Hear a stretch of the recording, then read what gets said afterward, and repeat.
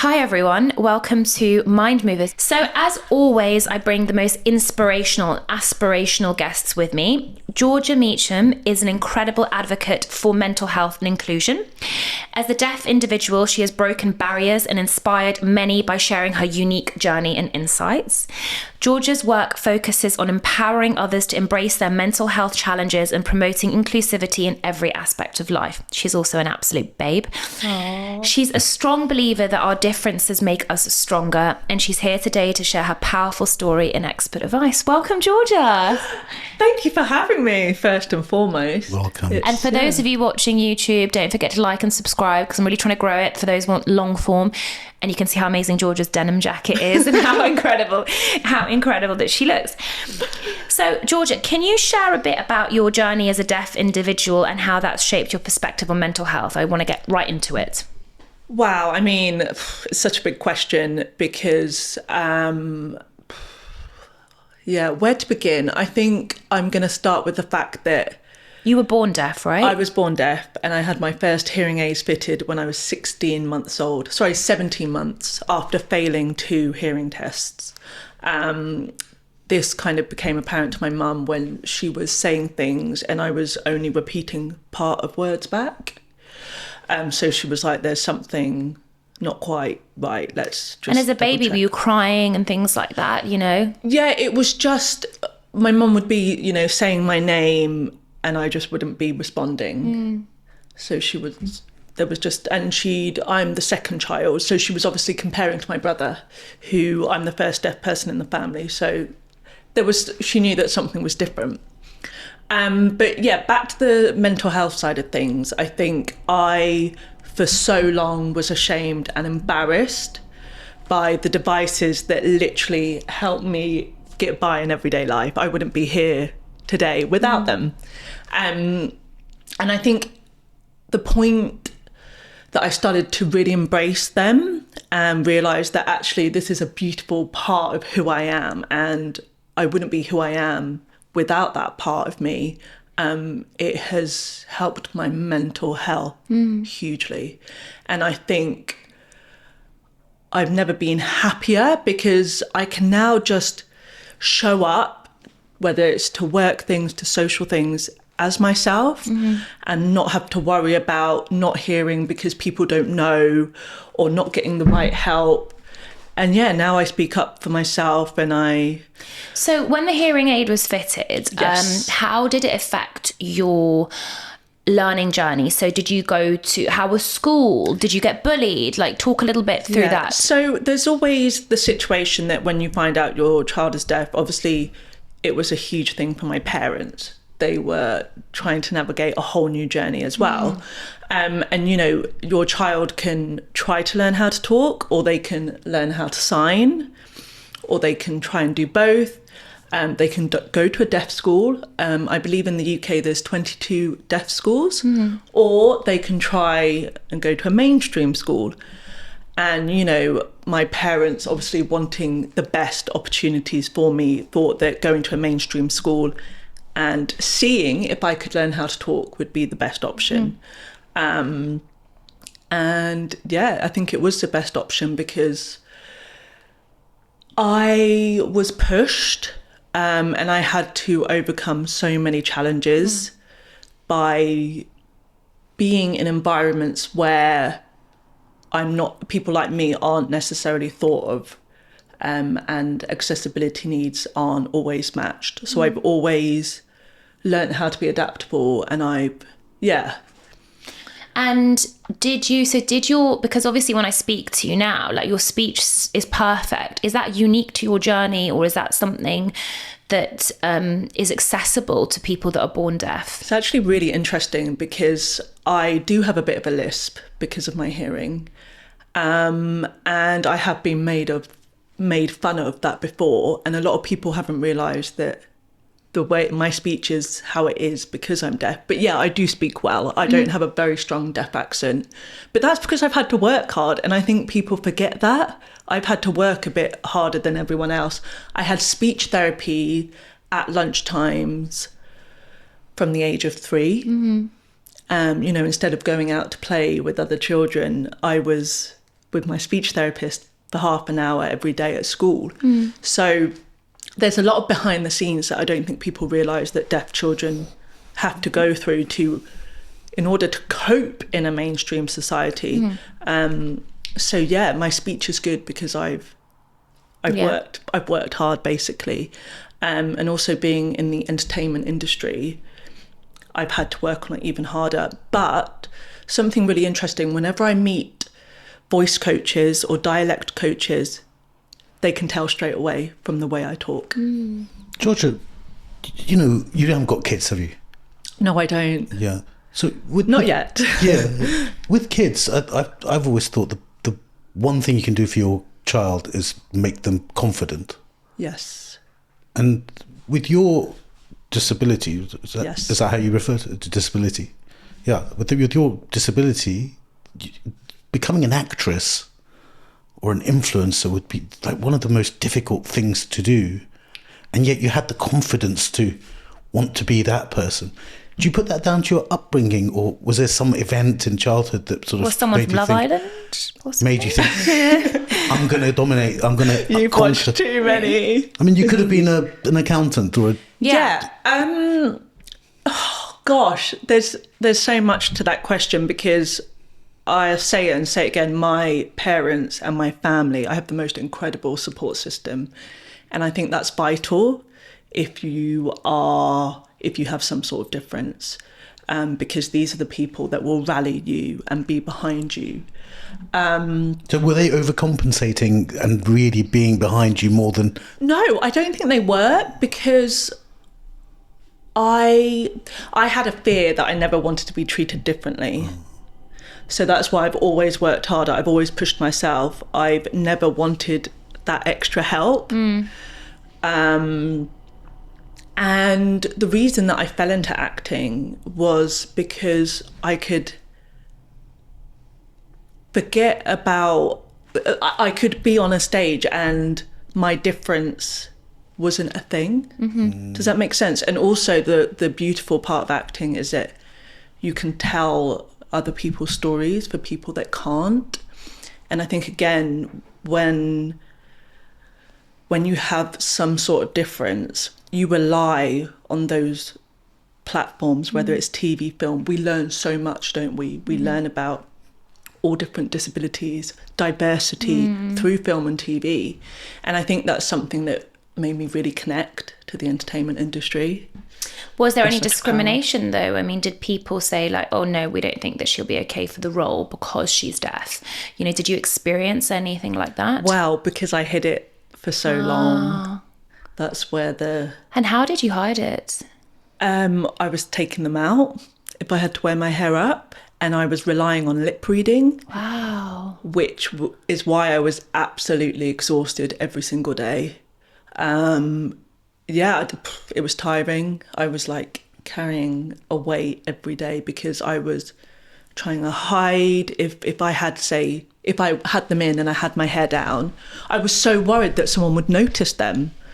So I was just like working 3 jobs at once, hiding them, trying to lip read, trying to keep this secret. It was exhausting. Even my agents who were, sending me towards the jobs, they didn't have a clue. Wow. And do you know what? I never like to look back, because obviously my journey, I think, has made me super strong. And yeah, I've lost my track of thought there. It's an interesting thing that it's something that you can hide. And it's almost an invisible disability. Yeah. And that's why I think it's so hard for people that do have invisible disabilities, because you have to tell people about it. It's not obvious if you're That's the same as mental health, yes, right? Exactly. Which is hence why, and I think that that's still so massively stigmatized. And obviously I'm not one of these people, but I would also assume that because people don't understand what it's like to be deaf, where they sometimes can see a physical disability, it's almost like they have more empathy for things that they can see. 100%. And it just doesn't get any better. I don't know if you've seen it, I really recommend it, the Avicii documentary yesterday. So you guys remembered it, Avicii? Do you know what? I really want to watch it, but The thought of it already upsets me. So because it's so sad, because he was your classic creative talent that literally loved making music. Yeah. He wasn't driven by fame. He wasn't driven by money. He just loved making music. And he was discovered when he was like 18 or 19. That's when Levels came out. Like, you remember that song? And he grew to this like astronomical level of fame. And again, like, it might be a little bit cognizant with Amy Winehouse in a way, where they are such creative people. Someone sees their talent, and the person that sees their talent is the driving force between that kind of commercial capitalist thing that pushes them and pushes them and pushes them.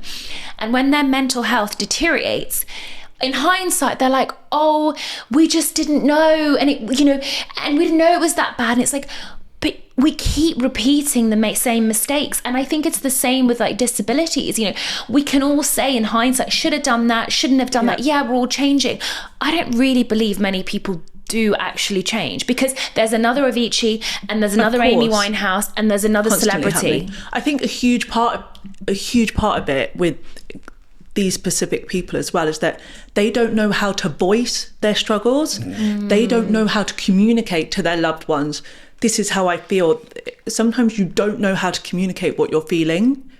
So I think that's why therapy, I'll go on about therapy forever, because it's just great in order of practicing these types of conversations. Role play, you know, pretending your therapist is your close friend and saying, okay, this is what I'm feeling at the moment, how can you help me? And also just asking for help. It's still stigmatized. Sometimes the vocabulary of therapy. Yes. I've learned so many words from you, but you just bring them, it's that they're in your sort of vernacular. Yeah, there we go. And other people don't have that naturally. Some people haven't got the vocab. But that's the thing, like talking about being picky, like life partner thing, like for me, it was somebody that had emotional awareness and emotional intelligence. And that's very lacking in the healthcare profession, 100%. Because scientists and very logical people don't necessarily have incredible, and that's why Payman says, Payman, you do have great empathy as well. But it's rare. Like empathy is quite rare in our profession. I wouldn't get that far. What, rare? It's not. You don't think it's rare? No.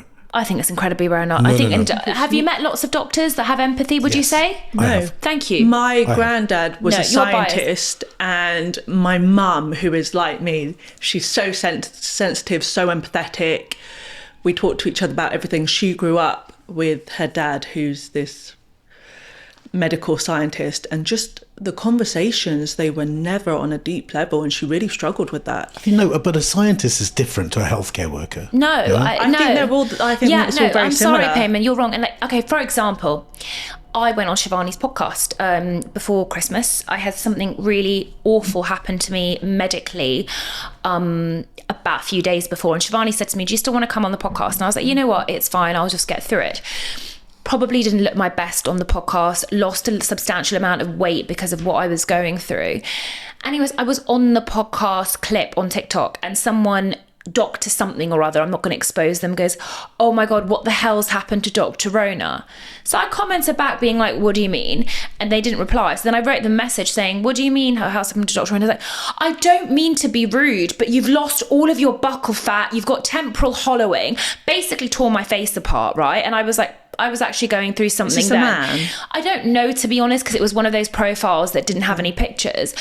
And then I was like, do you know what? I was actually going through something pretty horrific. I think it's really important that we don't comment on the way people look. And don't judge. Exactly. Whether they've lost weight, put on weight, whether their face looks different. Like, it's not your place. And they were like, "Oh, now I feel really bad." Come on, Payman. That is such a degree of lack of empathy. The trolls on Facebook, the forums that tear down other dentists. I've had dentists say to me that they won't go on Facebook because of the way that other dentists talk about each other. That is such a basic lack of human empathy and respect. And that's what I think. So I'm not having this debate with you. No, of course that exists, but I'm saying to say that people in healthcare, it's rare that they have empathy. There's thousands of dentists out there. Yeah, of course, I'm not saying everyone, but it's rare. Empathy with all their patients. It's rare. They're not creative. What I'm saying is one of the skills of being a good dentist is that, right? So, no, because they don't pick. Well, hence why so many dentists get so many complaints, and so many dentists struggle with selling treatment plans, and they struggle with the soft skills. You know that. You know that. Literally, Prav has a course on marketing and how to be empathetic. You know, I think And people focus so much on, I think, again, we've talked about this, like the exterior. So for example, in dentistry, they will focus on being so amazing academically, but not on the patient in front of them. You know, empathy is part of personal skills, isn't Yeah. it? Socializing, and that's a huge part of Yeah. what you And guys I do. don't want to go off on a tangent because we're talking about you. No. But anyway, you see, it gets heated I'm between us. feeling it. If it gets heated. I'm feeling it. But now, what I see, which is so incredible, is that you're wearing your hearing aid with pride and with confidence. Massive clap for that. So what was the turning point for you? Because you were hiding it. So Yeah. what was the turning point? I mean, I think being misunderstood. I think that it got to a point where I was so fed up of being misunderstood. How old were you? Oh, this was only like a year and a half ago. Wow. Yeah. So you were hiding it for that long? Yeah, so I hid it because at school I had to wear my hair up, so I couldn't hide it. So that was, and just people accepted me. And then when I went to university and I got the chance to wear my hair down, I was like, oh, I can redefine myself. I don't have to be that odd girl at school anymore. So at university, I started wearing my hair down, and then the more I got to know people, I was like, oh my gosh, I can't just suddenly show them my hearing aids because they'll be shocked. Because obviously they've known me for so long. So it just became such a big thing in my head. Even your closest friends. A few of my closest But friends. how were you handling yeah. dating? It was just so big in my head. And what about dating? When guys... Dating, I dated a guy this was like my first relationship at university, for 4 months. And I remember even, like, if he went to hug me, I was worried that his ear would touch my ear and he would be like, oh, what's that? Yeah. Or sometimes they make a whistling noise if you go too close to them. So I lived on edge in this relationship. Wow. And even in bed, just as the lights went off, I would quickly take them off and hide them under my pillow and just hope that he wouldn't talk to me as we were going to sleep, otherwise I wouldn't hear. So it was a lot.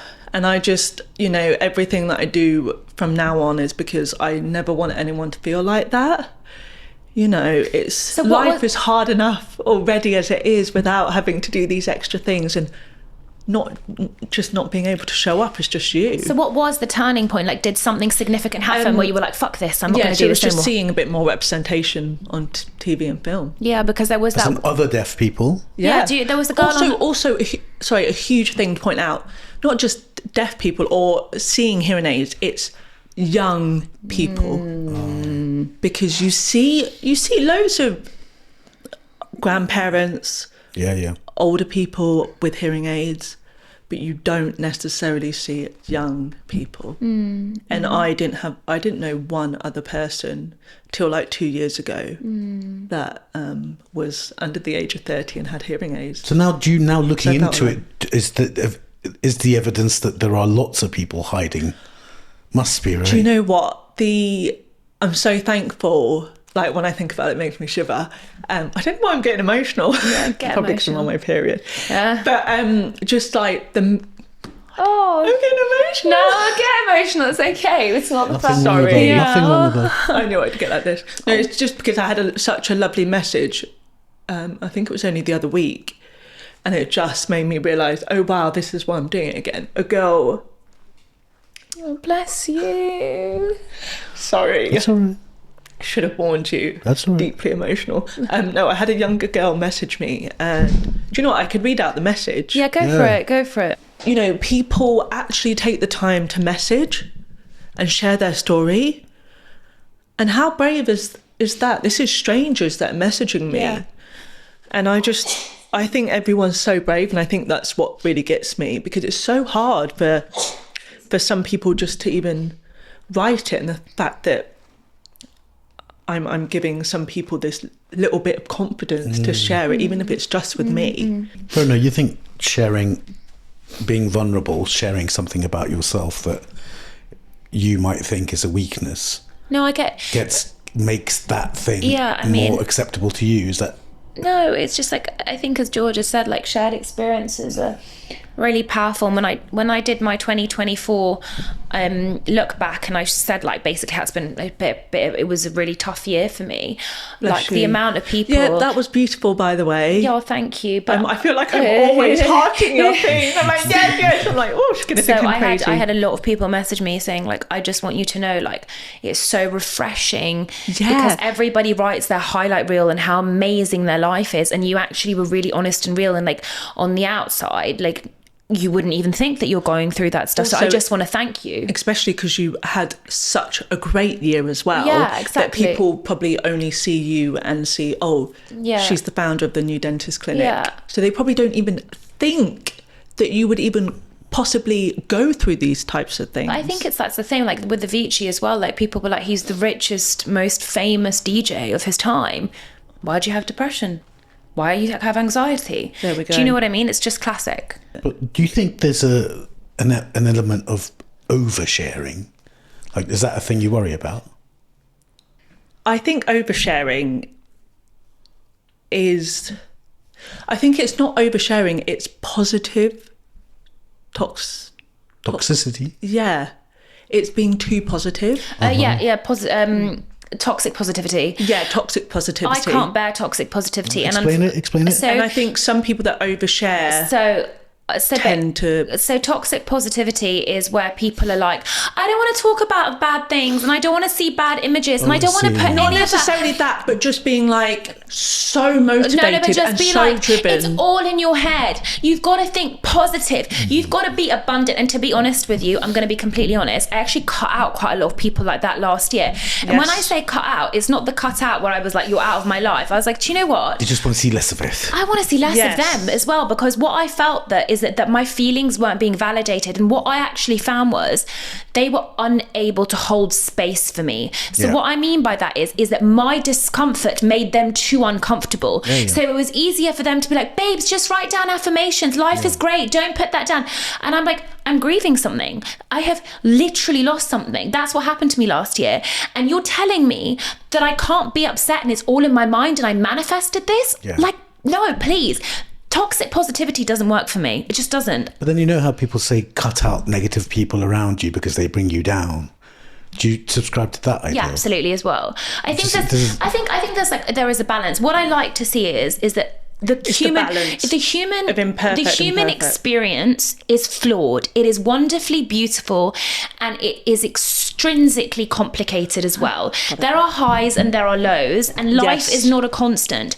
And what I like to do is I like to feel every emotion. I like to feel happy. I like to feel sad. I like to cry, and I try to celebrate. So I try now not to suppress anything. So people that think that it's okay and normal never to be sad or never to experience discomfort, you're not having the authentic human life experience. That's how I feel. I think as well, you can deal with more things if you are able to cope with feeling all different emotions. Because then if you lose someone, you can process it. You know how to get it out. You know how to deal with it. Whereas people that don't show all these different emotions, they'll struggle even more. Yeah. Have you found the message? I found the message. Excellent. Sorry, it took me ages. Okay, so this is by a younger girl saying, hello, I just wanted to let you know what a difference you're making by opening up and sharing. You're showing that it is possible to be young, confident and strong whilst wearing visible hearing aids, and it has really helped me to accept mine. I refused to wear them for a long time, and when I did, I kept my hair styled in a way where you couldn't see them. I was told I needed a full-in ear mold for one of my ears, and I genuinely cried for months because I knew it would be much harder to hide. Since following you, I have not only accepted it, but worn my hair back and spoken openly about my hearing struggles, which practically has helped me so much. My friends now ask me which would be best for me to sit on which side, or if we're in a noisy cafe or restaurant, if I can hear them. I know I'll be one in a million of messages that you'll receive each day, but just in case you do see it, I wanted you to know the difference you're making to everyday people and for life for people like me. I love that. It's beautiful. Sorry, I stumbled over a few words, but So obviously you're having a huge impact on people around you now, but the representation was your real turning point, and then you were like, I'm now going to wear this with pride. yes, How did it change the quality of your life? hugely. As I said, especially my mental health, because I'm just able to show up for things and actually enjoy my jobs rather than worrying about all these other things, and also asking for the help. It's okay to ask for help. I was so ashamed of if someone treated me differently, or if I had to actually ask someone to repeat something more than twice. But now I'm like, it doesn't matter. But even now, today, you were like, guys, can you come closer to me? There we go. I wouldn't have dared done that last year. I'm not going to struggle, I would have just been, and also I think as well, I was just so used to struggling that I didn't know any other way. And then I found out there is this other way of life. And also all the things I've achieved have been without the full help that I've needed. Imagine all the things I can do now with the right help. And I think that really spurs me on as well. I think Rhona talks about sometimes for women, their 30s are when they really sort of find themselves. And yeah, I think as well, I just turned 32. So when I kind of started to speak about it, I was 31. So yeah, I think that probably was a turning point. I was a bit more comfortable in myself and feeling a bit more stronger. So then I felt that was the right time. Well, I always say, and I think, did you see the Demi Moore speech? Okay, so I have to read it to you, We love the Demi Moore speech. because I think it's so beautiful and so amazing. It's just do you know what it is? It's just so relatable. It's just, okay, so obviously And normal. there were so many things about this that I thought were incredible. And she says, this is something that I saw that I thought was so good, so beautiful. Demi Moore's speech about being told that she was just a popcorn actor is another symptom of Hollywood's women expire over 35. Gaslighting by relegating beautiful women to roles that are solely about sex appeal. But there is nothing sexier or more provocative than a woman realizing her worth, taking the reins and turning the scars of her lived experience into a lightning bolt of sheer unstoppable radiance. Women over 40 rise up. And I just really, really, really related to that, because I told you this before, like, I do feel like the worth of women is put so much on their youth and their fertility, and it's like this sex appeal, but there is nothing sexier than a confident woman that knows her worth. 100%. Like the amount of women that I see, I don't know, like he's looking at that. I really do, but then I don't want you to project your misogyny. I fully understand. You're projecting I brought it up in the first instance, right? Yeah. So I think of that as the Princess Di thing. Oh yes, you said Princess that. Di, when she died, was much more attractive than the 19-year-old, on the side with Charles when she got married, right?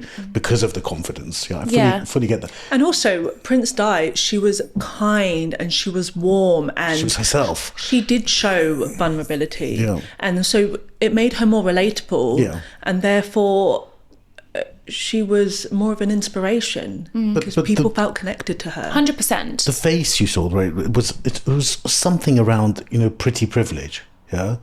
In so much as you're sort of strong as a pretty girl, you get a lot of benefit from that. Sexual power. Get a lot of benefit from that from age 19 till 39 or whatever number you want to put on it. Loads of benefit. So yeah, as you lose that benefit, it hurts, but you're getting loads of benefit. Some 19-year-old girl can really move things around because of how pretty she is. She doesn't Whereas some 19-year-old guy can't at all. Yeah, but I think it's different, right? Because That's important to bear that in mind. No, because I think the fact is that 19-year-old woman that looks the way she does, she doesn't actually know what to do with that, and that's the thing that you're forgetting. And she's easily, Yeah, open. get it. Listen, I she's get it. open I to get it. manipulation. She's get it. open to the Harvey Weinsteins and the Jeffrey Epsteins of the world, because she doesn't know what to do with that. Whereas I'm saying that if you, which I truly believe, like, women still look amazing and beautiful in that physical aspect in their 30s, they have a different kind of confidence because they are beautiful and they know what to do with it, and they recognize that their worth isn't just about the physical. And I think that the danger comes for women that just put the importance and I know that you model as well, so I'd love to hear your thoughts. But when I was a teenager and up until Leeds, I used to get scouted for modelling. Of course you did. And my mum, well, a lot of doctors wouldn't agree, lost my buccal fat and temporal, whatever. Anyway, They know but nothing. my mum used to be a model. I told you she's 6'1", green eyes, etc. And my mum was like, I really don't want you to do it because I do want you to focus on dentistry. And I think that for me, a really important lesson was learned. Number one, I had awareness of how insecure I was at the time, and I couldn't handle criticism. I couldn't handle the need to lose weight. But the other thing for me was, like, I don't want my worth to be around the way that I looked. And I think the danger with modeling is that you're literally, your face and your body becomes a declining asset. You know, it's basically devalues as you get older, because that's what people, unless you become an older model. But essentially I was like, you know what, if I become a dentist or a doctor, I know that I can help people, and it's not just about the way I look, it's about the way I make people feel. And that was a really important thing for me that I understood and knew. And I don't know how you feel, because I know that you do modelling as well. I mean, there's a lot from what you said about pretty privilege, because that's a huge topic. And I think it's okay to use what you have, but in the right way. For example, I feel my modelling career has obviously given me a platform, but I think a lot of people, they use their privilege, whether it's money, or whether it's pretty privilege, responsibly. You know, a lot of people are super wealthy, or they've got this huge platform. They're an A-list celebrity, but what do they do? Do they do enough charity work?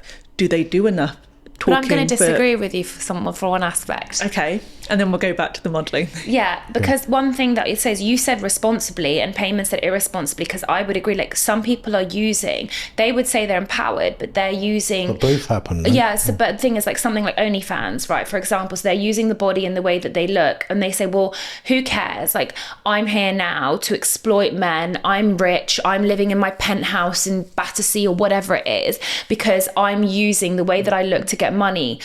I don't know if I fully agree, if I'm honest with that, because I don't know if that is using it the way you look for purpose. But there's, you know, modelling, I would say that's using what you have in a responsible way, because it's a job, you earn money, you're not harming anyone.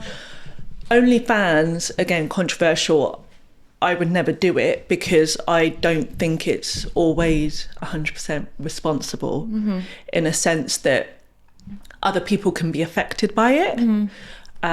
It can do damage. It can do damage to society and the younger generation.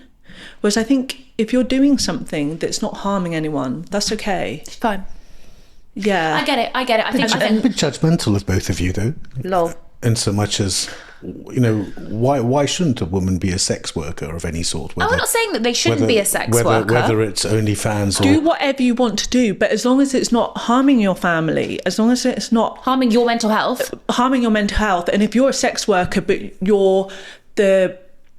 you're a sex worker and the person that you're, one of your clients, for example, is married, you're affecting another family, and situations like that. Yeah, but if you work if you're a chef and one of your clients is overweight, you know what I mean. It's not down to that person's. It's not their lookout. I think we're getting into such a big moral dilemma here. No, my point is, I wouldn't have thought two people like you would come down so judgmental on OnlyFans. No, I'm not judgmental. Do what you want. I'm sure there's going to be a dental niche. Can you imagine? Can you imagine if there's like a dentist girl that suddenly does like dental porn? I think it would hit. I think there's people that are into it. Do you know what I mean? Like, can you imagine? There are people who would pay for that. Can you imagine? It's like the new girl Bonnie Blue. Yeah.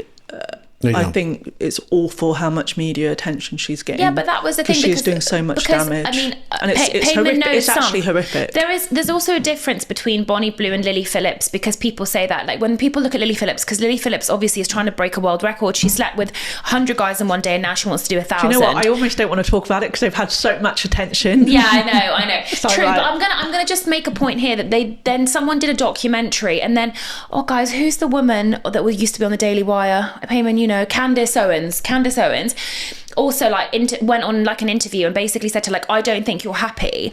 I think that basically, she's like, why are you doing it? And she was like, I'm not doing it for the money. And she's like, but why are you doing it? She's like, but it's really nice to wake up and be able to like buy a cup of coffee and not think about it. She's like, so you're doing it for the money? She's like, no, I'm not. And she was like, because like I have enough money now. She's like, so why are you doing it? She's like, you're doing it for the infamy. And the thing is that then I think I'm like, what's wrong with that? That's fine. But also when it comes down to it, like when you question further and further, and she ended up like bursting into tears at the end of the documentary. Arguably, people were like, was she just exhausted because she slept with 100 guys one after another? Or is she actually emotionally broken? And I think that begs the question, because she also admitted that when you go on those platforms, you're playing a role. You're an actress in a way. The thing is about Bonnie Blue, I think the problem is that people thought, because she was proudly saying women are lazy if they don't have sex with their husband and they deserve to be cheated on. It's just the social media game, right? I mean, there's a woman. There's a but woman why? sitting. But there's a woman sitting in Morgan Stanley right now. But that's not okay. That doesn't make it okay, even if it's a social media game, because the effect that it's having on the younger generation, like. Imagine your son like thinking that that's okay and watching that video and learning from that. Correct. That generation is so savvy to it. You guys are now old. That's what it is. Lol. That's what it is. That generation is so savvy. My heart. Like, oh my god. Back to modelling. I always think about like my children and those. They're so savvy to it. They're so digitally native. They get all of this stuff. You know, like this. I know, but we can still make some changes. Right, I don't want to give them any more airtime. That's been concluded. Back to modelling. We were talking about the modelling. Yeah. What was your point? That you so my point was is that I never wanted to. Because you didn't want to be judged by. So it's not even that, but also I recognising that it was a depreciating asset, because if we're going to measure beauty by youth, naturally, I mean, it's very rare that you see people go into modelling like later on in life, like sustain a career from when they were in their heyday, 17 up until 60 or whatever. For me, my aim was never to be a model. I was very academic at school, went to a good university, studied English. That was never the aim, but I fell into it. And I thought, do you know what? This is going to add life experience to me and probably make me a better person. And I'm going to use this opportunity. How old were you? I got scouted when I was 18. Yeah, university time. So I came out of university and I was like, I'll just give it a go for a few years. A few years became 8 years later, 9 years. Did you enjoy it overall? 100%. I got to work with some of my close friends every day. I got to travel. And when I mean travel, I went to places like Iceland. Can't think of the places. Were you catwalk or commercial? America. Pardon? Were you catwalk or commercial? Both, because I've got a bit of a baby face, but obviously I'm 6 foot as well. And did you handle the rejection of castings and all of that? Like, did you find that all okay? I can't imagine you being very good at that. Oh, it's terrible. Yeah. Well, people call me ugly all the time. Go on. You've just seen how sensitive I am. Yeah, I cry like a baby. So for me, I think my mum was like, "Are you going to be able to handle the rejection side of things? Because you take everything deeply and you feel deeply." But I think it's the way you respond to rejection. I respond to rejection now as it was an opportunity for more growth. It wasn't right for me. I think it's just about the way. Also, you can learn that. You can learn how to respond to rejection. So I think anyone can learn it. Even if at the beginning you say, I couldn't go into that job because I can't handle rejection. Rhona, you can learn how to handle that. What I found interesting on this subject... It's like a habit, isn't it? Yeah, of course. It's a muscle in itself. It's a muscle. There we go. But what I found interesting about this question that you're saying is that models then self-select for people who are interested in them, not for their looks. You know, what do you mean? I don't understand that question. So if you've got a model, you're talking to a model about something that isn't to do with her looks. She's much more interested in that conversation than all the conversations about the way she looks. Yeah. So they end up selecting themselves for those conversations, finding those people more interesting.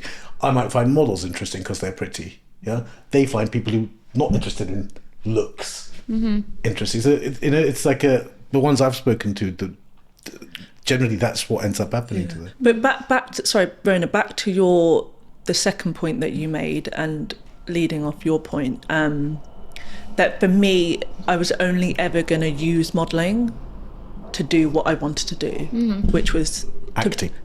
To act, or to use my voice in the right way. And so for me, modelling has helped me with that. So it's a blessing, and I've always made sure that it hasn't defined me. And did they know about the hearing aid? No. Do you think that in the fashion industry that they would discriminate? Well, did you see any models with disabilities? No, when I started, which was 9-10 years ago, the beauty standard was ridiculous, shocking, wasn't it? You had to be size 6 or size 8, and you had to be 6 foot, whereas now that's like too tall. But so I think I could just about fit in that little box without showing my hearing aids. So I just feel like I felt enormous pressure, and I just felt this huge tension, and I felt like I couldn't compromise by showing them because the box was so small. And have you found you've now got the opposite happening? Are you getting jobs because of the diversity inclusion kind of agenda? Actually, interesting you ask. I actually just signed with an exclusive agency who their main thing is representing people with disabilities. I love that. And for me, at first, I wasn't sure, because I feel like you can make a bigger impact in a normal agency by being the only one. Yeah. Because if you're just part of an agency that's just focuses on disabled talent, you're kind of expanding the bridge, expanding that gap more and more, because you're compartmentalizing yourself it's an interesting even way more. of looking at it. Yeah. So I was like, no, I want to be the only one in a normal mainstream modelling agency, so I can make more of a difference. But now I'm just going to be part of it all to spread myself more, and to, I've got this little goal of the year. I'm just going to put it out there just in case it happens. I only got my ears pierced about 1.5 years ago, 2 years ago, because I didn't want to draw any attention to my ears. And you that's never something think about that these sort of details. You never think about there that. we go. And I remember looking at all these other girls and my friends. They'd always wear these lovely earrings, and I thought, oh, that's a shame. I just accepted, I'll never be able to have earrings, or have that kind of glamorous element. But now people are even decorating the hearing aids. Yeah, but now I make sure I wear the biggest earrings and the boldest earrings to kind of make up for that lost time. And I'd love to get a jewellery campaign where my hearing aid is visible, because I've never seen that. Yeah, I'd love that. That's a good idea. Have you played a deaf person? Pardon? Have you ever played a deaf person? No, because obviously I wasn't... It's so recent that you've come out. Yeah, it's so recently that I've kind of come out. There's a really interesting, what you just asked. You said, have I ever played a deaf person? I think something that needs to be worked on in the TV and film industry is that so many stories, when it comes to a disabled person, the story is based around their disability. And I think we need to start changing that. The narrative. That their disability is just there. So it's more normal. And the storyline is about their love life. Yeah. Or Their about friendships, yeah. anything else. It's the same with just their disability. black actors or But we know that as well. I mean, I've talked about this. Being Middle Eastern, it's always about, we're always terrorists. Do you know what I mean? Like always, And that's what I mean. The more changes we do for one group of people, it helps everyone else. It's a ripple effect. I think it's also like we're all bloody different, aren't we? We're all different. That's where also like things like Disney need to take massive responsibility, and thank God Disney changed the story of the Disney princess being saved by the prince and the Disney princess looking a certain way, and then it was like, do you know what? Moana's gonna own her own island, and she ain't gonna have a boyfriend, and she ain't gonna be saved. And it's like that's changing now. You know, like the storylines are changing, because what impacted me as a child, which I'm sure is with you, like I literally believed Disney, and I got into university and I was like, where's the prince? Literally, you know, like he's gonna come save me on the horse. I get picked, I get chosen, you know, because I'm gonna be so beautiful, like the Disney narrative. So I think that's really important. And when I think about it, I'm like, I can't think of a single Disney film or Pixar where you have somebody with disability, is there? No. The disability is literally braces. Like I only remember that from Finding Nemo. That's what I mean. You know? Do you remember that girl? Her Finding braces. Nemo, it was the braces headgear. That was her thinking, disability. oh my gosh, wow! Yeah. Like that's so different. Yeah. So I think that's really important. So yeah, times are changing slowly. The other thing that I want to know is, what role do you think that interpreters and technology play in creating a better mental health outcomes for the deaf community? A huge part, because we don't have enough interpreters, sign language interpreters.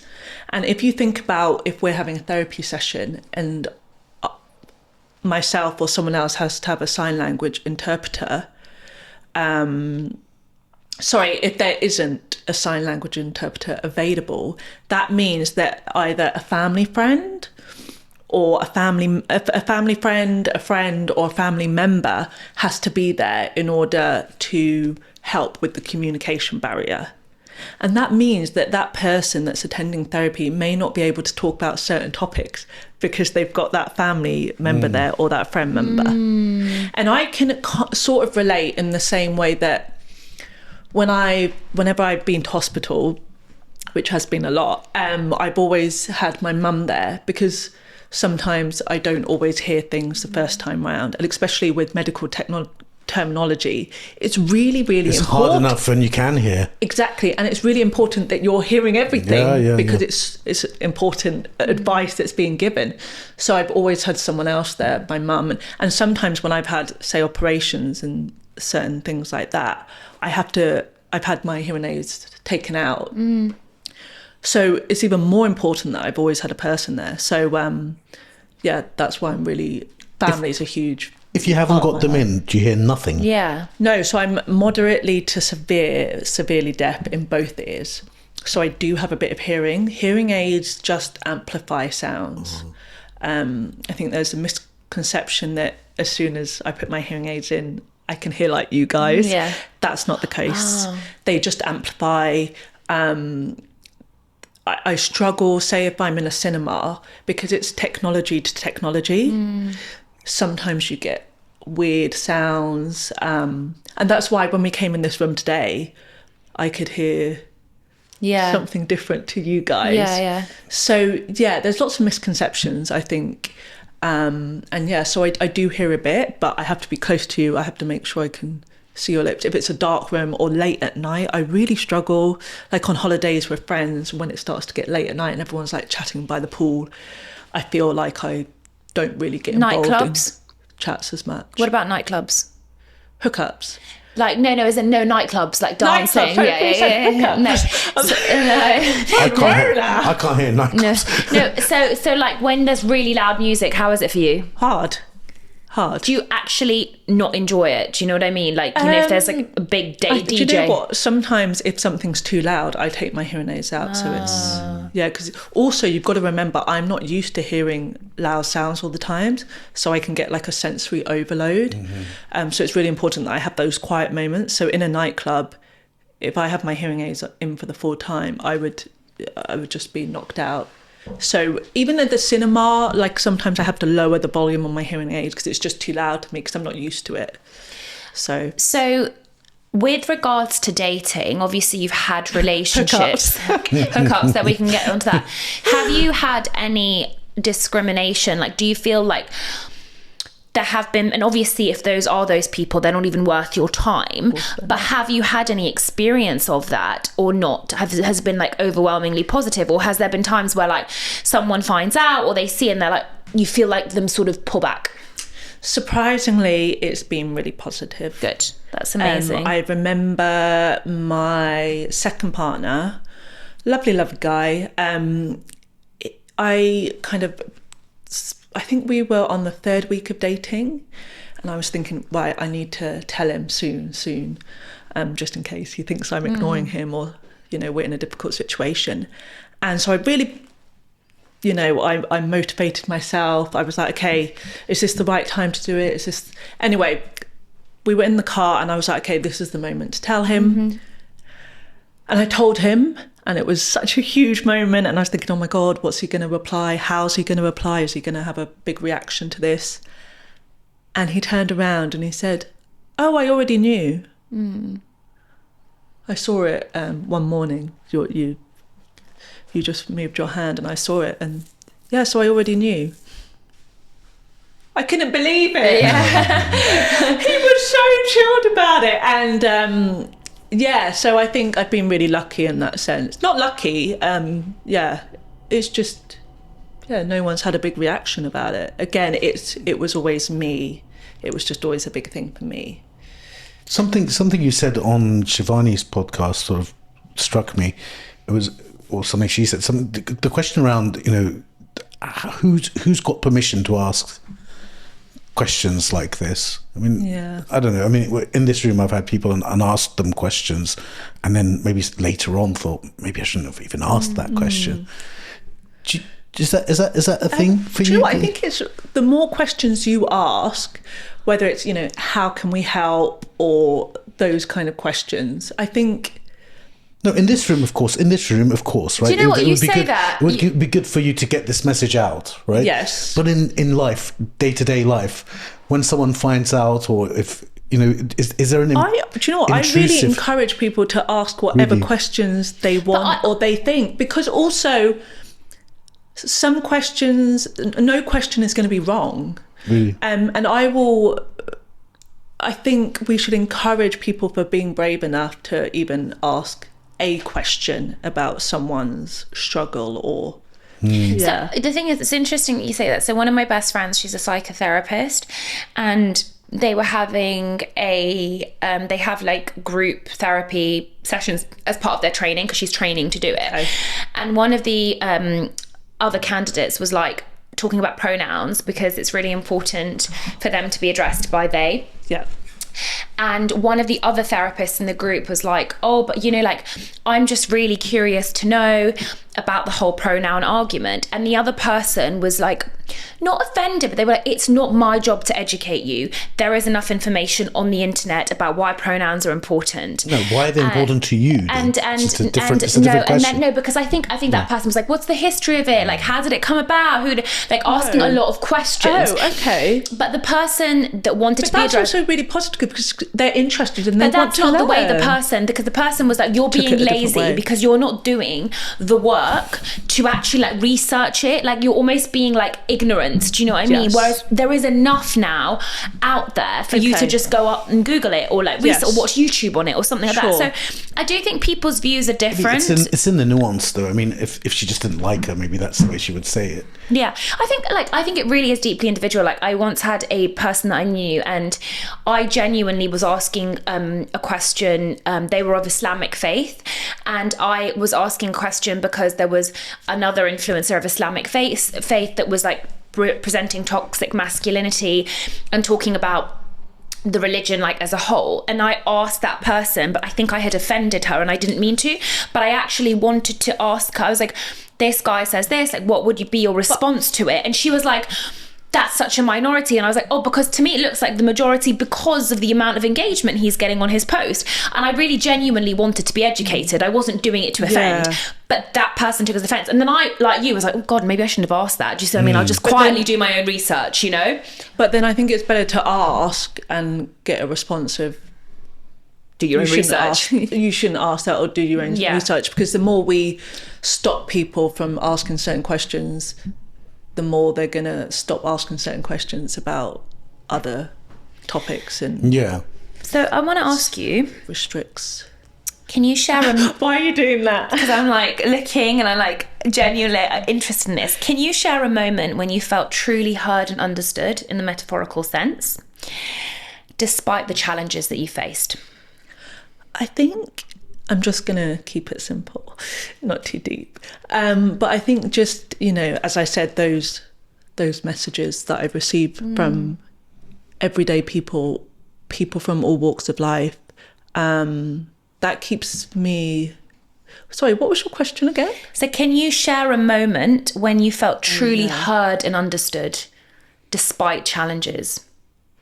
I think it's when when I started to tell people, oh, by the way, I've known you for this long, but did you know that I wear 2 hearing aids? And them just have no sort of reaction. I think by them not having a reaction, I felt really seen. Yeah. Which is kind of a like the guy you were dating and he was like, I already knew. Yeah. Like I didn't even have to bring it up because like who cares kind of thing. Yeah. And I think sometimes by not having to have certain conversations with people because they already know, you feel more seen in that way, because sometimes you feel like you're constantly having to speak up for yourself, advocate for yourself. So sometimes when you don't have to do it, you feel the most seen. Yeah. Which is a bit of a weird way to think about it. Yeah, no, I understand. That's beautiful. Yeah. Are you driven by you wish there was someone like you when you were younger? 100%. I have a picture of myself as a younger girl on my mirror. Oh. And I always think, wow, it would have changed my life. And there's another thing that if I had learnt sign language at a young age, it would have definitely helped me accept my identity more. Why did you choose not to? Because I only had the kind of opportunity when I was young, and my parents thought, let's teach Georgia how to speak first and see how she gets on. And then I actually just never had another opportunity to. Yeah. Which is a bit crazy. And yeah, if I could sign, I would have then been able to communicate with other deaf children, and I would have just felt like I belonged somewhere. I think as well, as you said earlier, I speak so well, I cope so well, that I felt I wasn't deaf enough and I wasn't hearing enough. Mm-hmm. So I think the fact that even though I was coping so well, I was in the middle of both of these worlds, so I felt more isolated. I know it sounds really weird. I'm going to be a little bit controversial here. Like, obviously, you're ridiculously beautiful. You're 6 foot. You're slim. You're blonde. You're blue-eyed. You're stunning. Confident. Yeah. Can you marry me? Yeah. I every day. But do you get some people that are deaf and resentful? So what I mean is they consider that you might have a degree of pretty privilege where they're like, well, it's all good for her. She might be deaf, but she's actually like white and beautiful and tall. Do you know what I mean? And then they're like, she doesn't really get it. Do you ever get that? There's always going to be those people. Yeah. And I will continue to do what I do because... So you do get some of that? Because I know... Do you know what? I would say it's like 1% of people, which again, maybe is surprising. But ignore that 1%. Yeah. Because, as I said, even if I just help 2 people in my lifetime, I've done enough. Yeah. So, and I think as well, it's about showing up and just being... Just by being here today and showing my hearing aids, I guess, to a certain extent, that already is helping so many people. Yeah, for sure. So, yeah. Okay, and I want to know, for listeners who may not be deaf but want to support family, friends or colleagues in the community, what's the best way to show empathy and understanding? You said already, like, ask questions, so we know that. Is there anything else? Yes, so make sure you speak clearly. And loudly. Tick. But not too loudly, because that just sometimes comes across as passive aggressive. Mm-hmm. Maybe would make someone like myself feel a bit Yeah. scared Yeah. by the way you're talking to me. So yeah, speak loudly, clearly.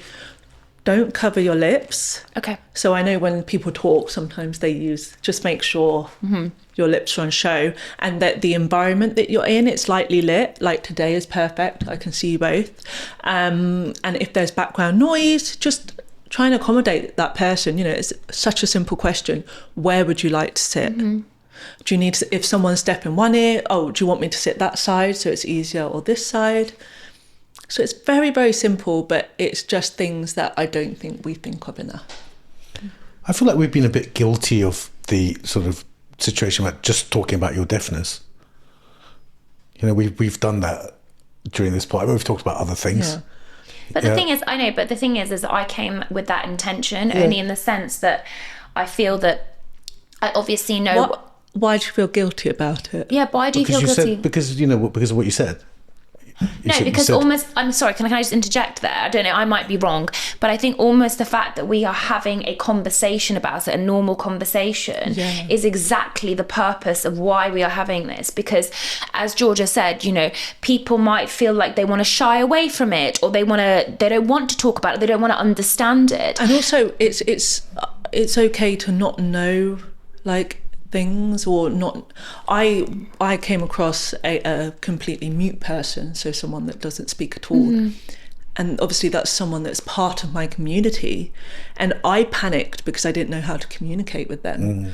So I think the more we just have conversations and you ask people, and no, I think that this is great. I think you're right in a sense that, you know, there becomes this thing where you don't want to be like, I don't want my deafness to define me. Yeah, exactly. But also it's a huge part of me. Yeah. Proudly. And it's something that I never wanted to define me for so long that now I'm like... It's new.